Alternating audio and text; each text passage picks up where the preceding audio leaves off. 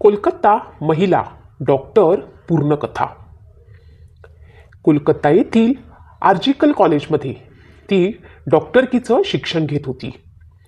शिकता शिकताच ती त्याच कॉलेजमध्ये ट्रेनी डॉक्टर म्हणून देखील काम करत होती. उराशी डॉक्टर होण्याची स्वप्न बाळगत ती मेहनत करत होती.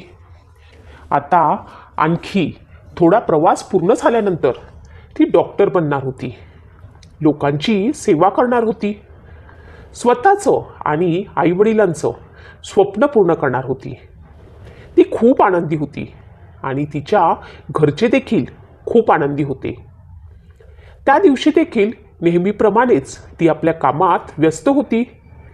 त्या दिवशी तिची नाईट शिफ्ट होती.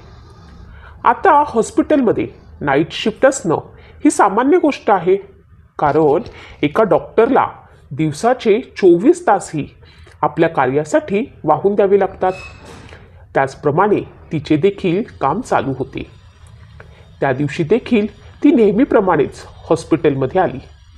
त्यानंतर सर्व पेशंटला वगैरे तपासून तिनं साधारण 11 वाजेच्या सुमारास आपल्या आईला फोन केला.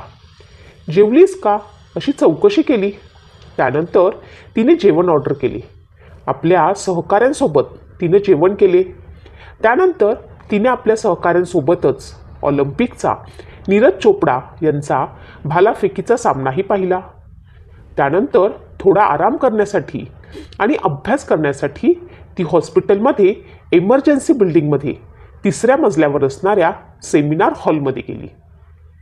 त्यानंतर मात्र तिला कुणीही पाहिले नाही.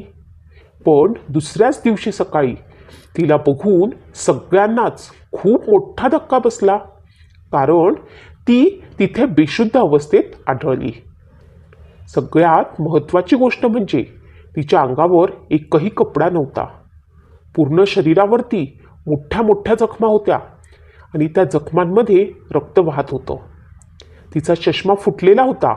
त्याच्या काचा तिच्या डोळ्यांमध्ये गेलेल्या होत्या. म्हणूनच तिच्या डोळ्यातूनही रक्त येत होतं. तिच्या अशा या अवस्थेकडे बघून तिथे काम करणाऱ्या प्रत्येक कर्मचाऱ्यांना धक्काच बसला. तिला घेऊन जाऊन लगेच तिच्यावरती तातडीने उपचार करण्यात आले. पण त्यात तिचा मृत्यू झाला. एका डॉक्टरची अशी झालेली अवस्था पाहून प्रत्येकानं हळहळ व्यक्त केली. सगळ्या हॉस्पिटलमधील विद्यार्थ्यांनी यावर संताप व्यक्त केला. आता जर का सरकारी रुग्णालयात डॉक्टर सुरक्षित नसेल तर दुसऱ्या रुग्णालयाचे काय बोलावे. आता अनेक प्रश्न निर्माण झाले. इतकं मोठं प्रकरण या हॉस्पिटलमध्ये झालं. त्यामुळे हॉस्पिटलची प्रतिष्ठा खराब होऊ नये म्हणून बरेच प्रयत्न करण्यात आले. हॉस्पिटलच्या वैद्यकीय विभागाचे प्रमुख यांनी तिच्या कुटुंबियांना फोन करून तुमच्या मुलीनं आत्महत्या केली आहे असे सांगितले. पण या गोष्टीवर तिच्या आईवडिलांचा विश्वास बसत नव्हता. हे कसे शक्य आहे ते विचार करत होते. घाईघाईतच तिच्या घरचे हॉस्पिटलमध्ये पोचले. हॉस्पिटलमध्ये पोचल्यानंतर त्यांना त्यांच्या मुलीला शेवटचं बघताही येत नव्हतं. तिचे आईवडील तिला बघण्यासाठी डॉक्टरांची विनवणी करत होते. त्यांच्यासमोर रडत होते. पण तेथील लोकांना त्यांचा काहीच पडलं नव्हतं. ते सगळे फक्त ही गोष्ट लपवण्याच्या मागे लागून होते. बऱ्याच वेळानंतर तिच्या वडिलांना तिला पाहण्याची परवानगी देण्यात आली. पण जेव्हा त्यांनी आपल्या मुलीला पाहिले तेव्हा त्यांना संशय आला की माझ्या मुलीसोबत काहीतरी वेगळंच घडलेलं आहे. आपल्या मुलीला असं बघण्याचा तो क्षण कोणत्याही आईवडिलांच्या नशिबी येऊ नये. आपलं मूल अशा अवस्थेत पडलं हे बघून त्या आईवडिलांचं काळीज हातरलं होतं. पण आपल्या मुलीसोबत हे वाईट कृत्य कोणी केलं? त्या नराधमाला पकडलं पाहिजे. तिला न्याय मिळालाच हवा हे त्यांनी ठरवलं. सगळ्यांनीच हल्लाबोल केल्यानंतर डॉक्टरांनी पोलिसांनी तिच्या केसची कसून चौकशी सुरू केली. हॉस्पिटलमधील CCTV कॅमेरे चेक केले गेले. तेव्हा हॉस्पिटलचा एक कर्मचारी पहाटे 4च्या दरम्यान सेमिनार हॉलमध्ये गेल्याचं CCTVमध्ये दिसून आलं.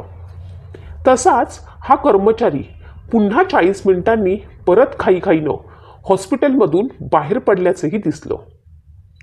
पण त्या कर्मचाऱ्याचा चेहरा झाकलेला असल्यामुळे त्याची ओळख मात्र पटत नव्हती. त्यामुळे तो आरोपी नक्की कोण हे शोधण्याचं मोठं आव्हान आता पोलिसांच्या समोर आलं. पण त्या ठिकाणी त्यांना एक ब्लूटूथच्या वायरीचा तुकडा पडलेला भेटलेला होता. त्या तुकड्यावरनं शोध घेण्याचे ठरवले. जेव्हा कर्मचारी हॉलमध्ये गेला तेव्हा त्याच्या कानामध्ये हेडफोन होते. बाहेर पडताना त्याच्या कानामध्ये हेडफोन नसल्याचं पोलिसांच्या लक्षात आलं आणि पोलिसांना त्या प्रकरणात पुढची माहिती शोधण्यासाठी त्याचा मोठा पुरावा मिळाला.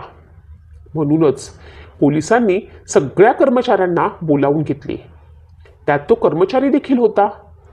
पोलिसांनी सगळ्यांचे फोन ताब्यात घेतले आणि आपल्याला सापडलेल्या ब्लूटूथचा तुकडा कोणत्या मोबाईलच्या फोनचा आहे हे बघू लागले. त्यातील एकाच्या फोनला तो ब्लूटूथ ऑटोमॅटिक कनेक्ट झाला. तो कर्मचारी म्हणजे संजय रॉय. फक्त याच कारणामुळे संशयित आरोपी म्हणून पोलिसांनी संजय रॉय या कर्मचाऱ्याला अटक केली आणि त्याच्यावरती गुन्हा देखील दाखल करण्यात आला. आता त्या आरोपीनं गुन्ह्याची कबुली दिली असून अनेक धक्कादायक खुलासे झाले. कोण हा संजय रॉय? हॉस्पिटलमध्ये मदतनीस म्हणून संजय रॉयची भरती झाली होती. तो आर्जीकर कॉलेज रुग्णालयातील पोलीस चौकीत काम करत होता. तो बऱ्याच काळापासून येथे काम करीत असल्यानं प्रत्येक विभागामध्ये त्याला सविस्तर माहिती होती. त्याचे त्या हॉस्पिटलमध्ये सहज येणे जाणे होते. डॉक्टरांचा मृत्यू झाल्यानंतर पुढील तपासासाठी त्या महिला डॉक्टरांचा मृतदेह पोलिसांनी पोस्टमॉर्टमसाठी पाठवला. तेव्हा तिच्यावर बलात्कार झाल्याचे स्पष्ट झालं होतं. तिच्या अंगावर पूर्णपणे ओरखडे असल्याचे समोर आलं. त्या लेडी डॉक्टरवर बलात्कारानंतर तिची हत्या करण्यात आली होती. पीडितेच्या अंगातून रक्त वाहत होतं. तिच्या दोन्ही डोळ्यांतून तोंडातून रक्त येत होतं. चेहरा, पोट, पाय, मान, हात, ओठांवर जखमा होत्या. ही घटना सकाळी 3 ते 6 वाजेच्या सुमारास घडली असावी असा अंदाज होता. तिच्या शरीरावर झालेल्या जखमा पाहता तिनं त्याला जोरदार प्रतिकार केला असावा. आपला जीव वाचवण्यासाठी तिने अतोनात प्रयत्न केले असावे. शेवटपर्यंत ती स्वतःला वाचवण्यासाठी लढत होती. असे सगळं पाहता लक्षात येत होतं की स्वतःला वाचवता अखेरीस तिने आपले प्राण गमावले. कदाचित याच ठिकाणी काम करत असल्यानं त्याची नजर तिच्यावरती अगोदरपासूनच असेल आणि त्या दिवशी ती हॉलमध्ये त्याला एकटी दिसली आणि त्याच्यातील राक्षस जागा झाला असावा. तो अगोदरच अश्लील चित्रफिती पाहत होता. त्यामुळे त्याचे डोके खराब झालेले असावे. त्यात तिला समोर एकटे पाहिल्यावर त्याच्या अंगात हैवान शिरला असावा. तिच्यावर अत्याचार केले. आरोपीला अश्लील चित्रफिती पाहण्याचे व्यसन होते. त्याच्या मोबाईलमध्ये अशा अनेक चित्रफिती पोलिसांना सापडल्या. त्याच्या मोबाईलमध्ये सापडलेलं सर्व अत्यंत क्रूर आणि हिंसक होतं. त्यानंतर असेही समोर आले की आरोपी रॉय यानं 4 लग्न केले होते. त्याचे वय 33 वर्ष होते. त्याच्या 3 बायका तर त्याला सोडून आधीच पळून गेल्या होत्या. 4थी बायको कॅन्सरमुळे मरून गेली होती असं म्हटलं जातं. तो तर त्यांच्या पत्नीसोबतही हिंसाचार करत असल्याचे समजले. मिळालेल्या माहितीनुसार त्याची पहिली पत्नी देहाला येथील होती तर दुसरी पत्नी पार्क सर्कसमधील होती. त्यानंतर बराकपूर येथील एका मुलीशी 3रं लग्न त्यानं केलं होतं.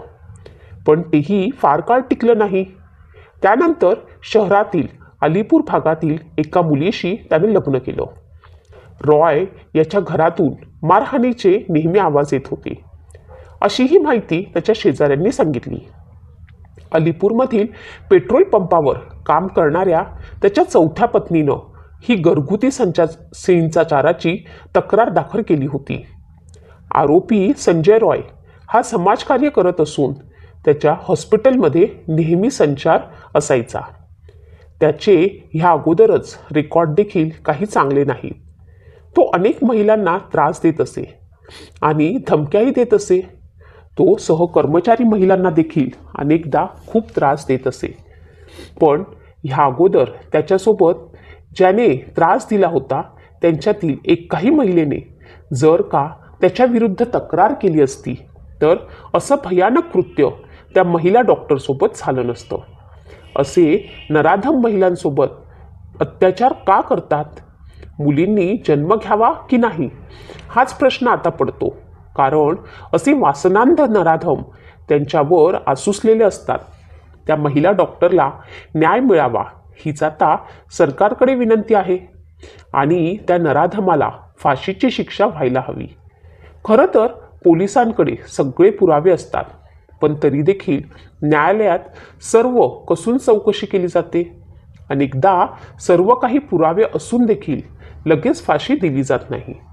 फाशीसाठी बराच वेळेचा वाट बघितली जाते.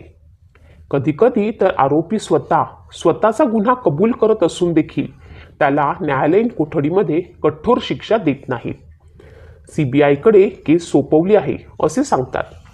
या अगोदर देखील अशा बऱ्याच केस झाल्या आहेत की ज्या अजूनही फक्त न्यायाची वाट पाहत आहेत. थोड्या दिवसांनी हे सगळं काही लोक विसरून जातात. आरोपीला शिक्षा होत नाही.